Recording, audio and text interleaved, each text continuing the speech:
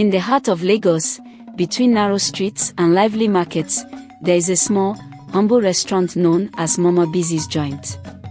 It wasn't much to look at, just a few wooden benches and tables under a rusted zinc roof, but it was famous across the neighborhood for its steaming plates of pounded yam and egusi soup.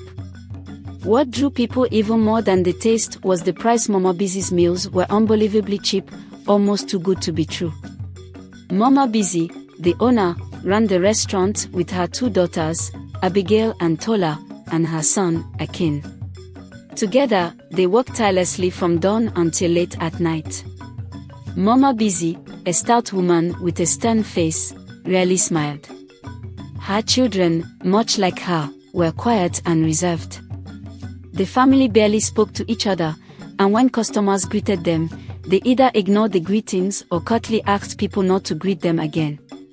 "Ah, Mama Bisi, good morning," one cheerful man tried as he entered the restaurant one morning. Without looking up, Mama Bisi muttered, "No need to greet. Just order your food."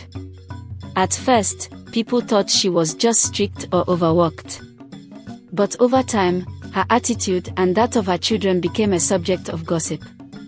They never called each other by name, only communicating with sharp nods or vague gestures. They didn't reply to compliments or pleasantries, and they seemed completely uninterested in making friends or connecting with anyone. The family had strict rules for how food was served. They never allowed customers to use their plates. "Use ours, or leave," Mama Bisi would snap if anyone insisted. And heaven forbid a customer wasted their plates. If someone accidentally dropped one or left with it, one of the children would stare at them intensely until they returned it. "They're acting as if the plates are made of gold," one customer joked one day. But beneath the laughter, people began to feel uneasy. Even stranger was how the family operated. Despite the scorching Lagos sun, they lived in the small room behind the restaurant. Rain or shine, they were always there. No one ever saw them go home, visit the market, or even take a break. When Mama Bisi's daughters braided hair, they never used mirrors, expertly twisting intricate styles with their bare hands. Akin, the son, used a small personal clipper to shave his head, also without a mirror. "Who braids hair or shaves without a mirror?" a curious onlooker once asked. No one had an answer. Rumors about the family began to spread like wildfire. Some said they were just odd but harmless, while others whispered that something dark was at play. "I heard they don't even sleep," one woman told her friend. Someone said they saw light coming from the kitchen at midnight. "They were still cooking." "They are probably just hardworking," her friend replied. "After all, look at how cheap their food is. They are probably struggling to make ends meet." But others weren't so forgiving. "There's something wrong with them. Normal people don't act like that," a man argued in a nearby bar. "They never go out. They don't even let people greet them. It's not natural." Despite the growing unease, the food joint stayed busy. The cheap prices and delicious food kept customers coming back, even if they left with lingering questions. One day, a curious young woman named Funmi decided to ask Mama Bisi directly. She had heard the rumors and wanted to see for herself. "Mama Bisi," Funmi began cautiously, "why don't you and your children ever take a break? Don't you have a home to go to?" Mama Bisi fixed Funmi with a cold stare. "Eat your food and mind your business," she said flatly, turning back to the steaming pot of amla.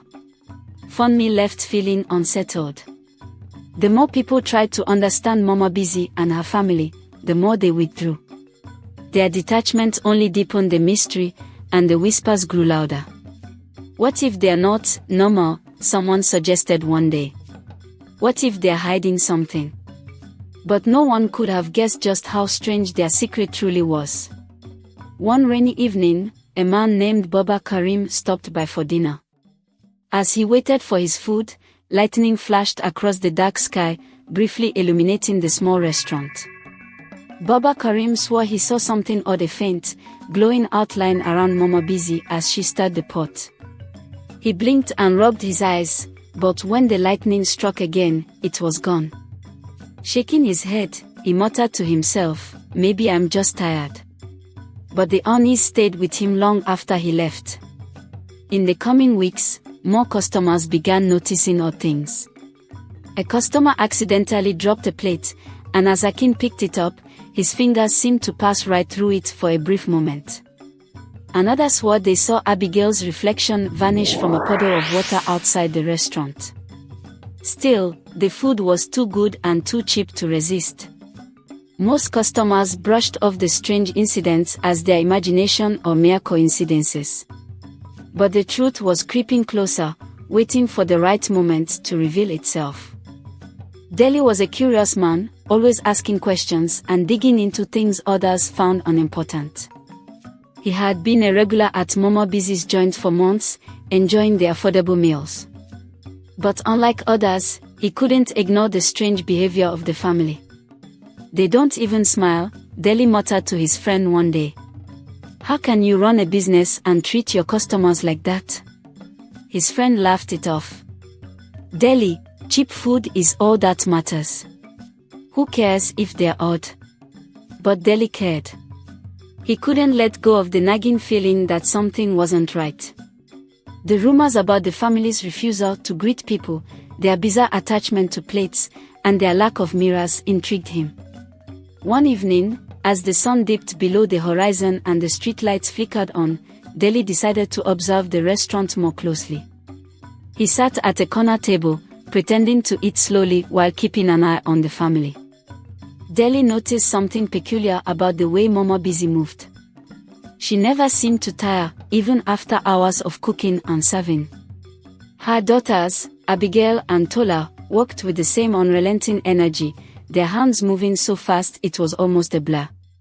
Akin, the son, handled the plates with an almost mechanical precision, as if he were in a trance. Then something happened that made Deli's heart skip a beat. A child accidentally dropped a plate near Akin's feet. As Akin bent down to pick it up, Deli saw it just for a split second. Akin's fingers shimmered like smoke, momentarily losing their solid form before snapping back. Deli's stomach turned. What was that, he thought, his pulse quickening. He decided to test them. When Mama Bisi came to take his plate, Deli smiled and said, "Thank you, Mama. Your food is delicious, as always." Mama Bisi's face darkened. She leaned in close and whispered, "Did I not tell you people not to greet us? Focus on your food." Her voice was cold, almost inhuman. Deli nodded quickly, pretending to comply, but inside, his curiosity burned brighter than ever. That night, Deli couldn't sleep. The shimmer he had seen in Akin's hand haunted him, and Mama Bisi's words echoed in his ears. He decided to return to the restaurant after hours to see what they did when no one was watching. Disguising himself with a hoodie, Deli approached the restaurant just before midnight. The streets were eerily quiet, and the faint hum of generators filled the air. As he drew closer, he noticed something strange, soft, bluish light glowing from the cracks in the wooden walls of the restaurant. Peeking through a small gap, Deli froze in disbelief. Inside, Mama Bisi and her children were gathered around a pot of fufu. But they weren't cooking.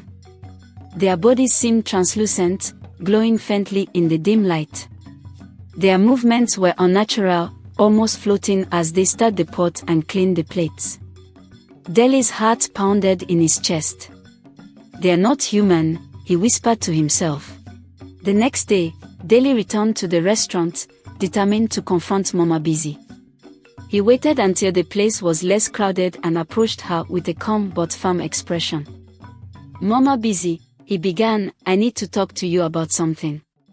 She didn't look up from her pot. "If it's about food, place your order. If not, leave." "It's not about food," Deli said, his voice steady. "I know what I saw last night." For the first time, Mama Bisi froze. Slowly, She turned to face him, her dark eyes boring into his. "What did you see?" she asked in a voice so cold it sent shivers down Deli's spine. "I saw the light," Deli said. "I saw you and your children. You're not alive, are you?" The restaurant fell silent. Even the customers seemed to sense the tension in the air. Mama Bisi waved her hand, and her children immediately stopped what they were doing, retreating to the back room. "Follow me," she said curtly, leading Deli to a secluded corner of the restaurant. "You want the truth?" Mama Bisi began, her voice heavy with emotion. "Fine. I will tell you, but you will regret asking." She took a deep breath, and for the first time, Deli saw a flicker of vulnerability in her eyes. "Years ago, my children and I ran a restaurant not far from here. Business was good, and life was kind to us. But one night, a terrible fire broke out. We were trapped inside. All of us." Her voice cracked, and she looked away. "We didn't make it out. We died in that fire." Deli's mouth went dry. "But how? How are you here now?" Mama Bisi's expression hardened. "I don't know why.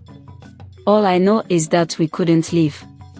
We woke up in the ashes of our home, half human, half something else. We were stuck. So we did the only thing we knew how to do, we started cooking again." Her voice grew defensive. "We haven't hurt anyone. We sell food, and people are happy. Why can't you just leave us be?" Deli felt a wave of pity mixed with fear. "But this isn't natural," he said. "You can't just pretend everything is normal. People deserve to know the truth." "No."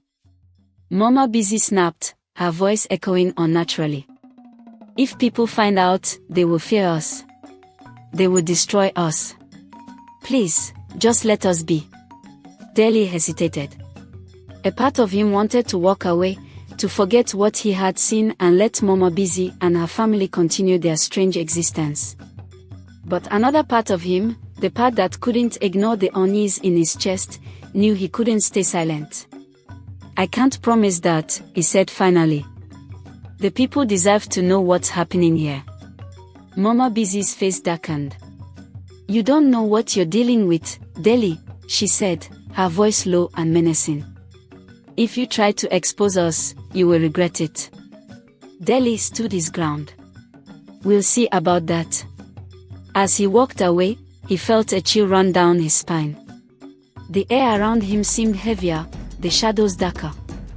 He didn't know what Mama Bisi was capable of, but he was determined to uncover the truth, no matter the cost.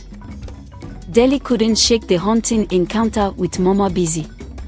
Her words echoed in his mind, "If you try to expose us, you will regret it."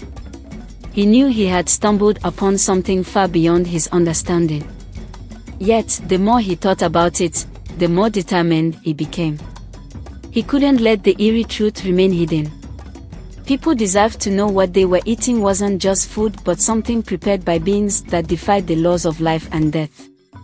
Armed with his resolve, Deli returned home and began telling anyone who would listen.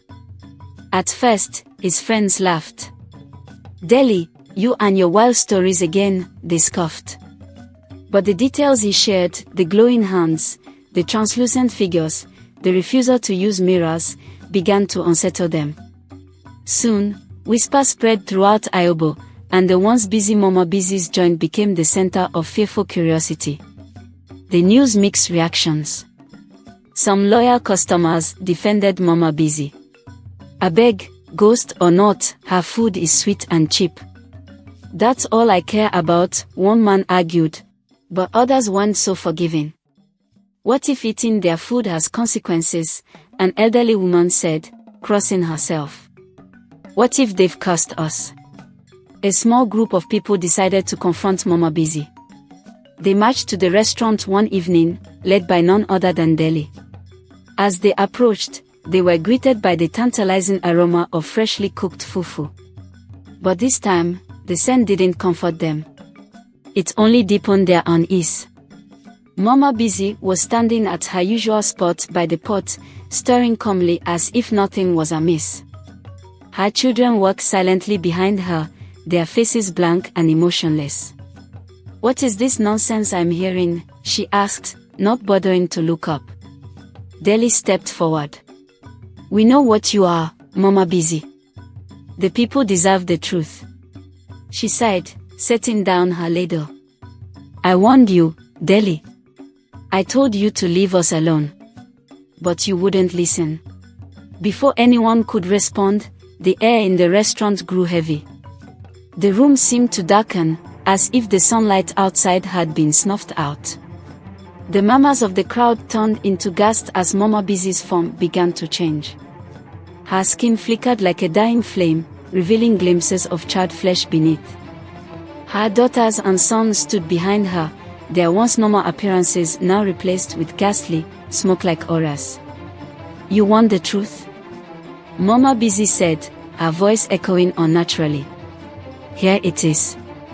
She raised her hand, and the room was suddenly filled with a powerful gust of wind, knocking over tables and sending plates crashing to the floor. Customers screamed, scrambling for the exit, but the door slammed shut on its own, trapping them inside. Deli stood his ground, though his legs trembled. "You can't scare us, Mama Bisi. You need to move on. This isn't your place anymore." Mama Bisi's eyes glowed with anger.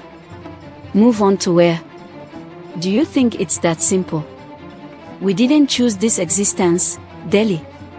We died in pain, and we woke up in this, in-between place. All we wanted was to continue living the only way we knew how." As she spoke, the glow around her dimmed, and for a moment, the terrifying figure of Mama Bisi softened into something more human. Tears streamed down her face, but they evaporated before hitting the ground. "When the fire consumed us," she said, her voice breaking, "we didn't even have a chance to say goodbye. My children, they were so young. I couldn't protect them. And now, we are trapped, neither alive nor fully gone." The crowd, though terrified, began to feel a pang of sympathy. Even Deli's resolve wavered. "But why stay here?" Deli asked. "Why not find peace?" Mama Bisi shook her head. "We tried to leave, but we couldn't. The fire bound us to this place. The only way we've been able to hold on is by cooking, by serving others. It's all we have left." Deli took a deep breath. "Mama Bisi, I understand your pain. But this isn't right. You may not mean harm, but you're keeping yourselves, and others, stuck in a place you don't belong. Let go. Find peace." Her children looked at her, their ghostly forms flickering. For the first time, their blank expressions showed emotion, fear, longing, and sorrow. But Mama Bisi wasn't ready to surrender. "You think it's that easy," she spat. "You think I haven't tried. I won't risk losing what little we have left." She raised her hand again, and the room trembled. Dishes shattered, the walls groaned, and the air became thick with smoke. But then, Abigail, her eldest daughter, stepped forward. "Mother," Abigail said softly, her voice echoing like a whisper in the wind. "It's time. We can't stay like this forever." Mama Bisi froze, her fiery glow dimming. "Abigail." "It hurts," Abigail continued, tears in her ghostly eyes. "We need to let go. Please, Mama. Let's find peace together." A long silence filled the room, broken only by the sound of the wind outside. Finally, Mama Bisi lowered her hand, and the supernatural tension in the room lifted. She looked at her children, then at the frightened crowd, and sighed deeply. "You're right," she whispered. "It's time." Slowly, the family began to fade, their forms dissolving into faint wisps of smoke. As they vanished, Mama Bisi turned to Deli one last time. "Thank you," she said. "Take care of the living. They need you more than we ever did." And just like that, they were gone. The restaurant, once so full of life and activity, now stood eerily silent and empty. The pots were cold, the tables covered in dust, and the faint smell of omla lingered in the air like a memory. The people of Ayobo were never the same after that night. Some swore they could still smell Mama Bisi's cooking on quiet evenings. Others claimed to see faint figures near the abandoned restaurant. As for Deli, he became a storyteller, sharing the tale of Mama Bisi's joint with anyone who would listen. He always ended with a lesson: appreciate the life you have and the people around you. You never know when it might all disappear.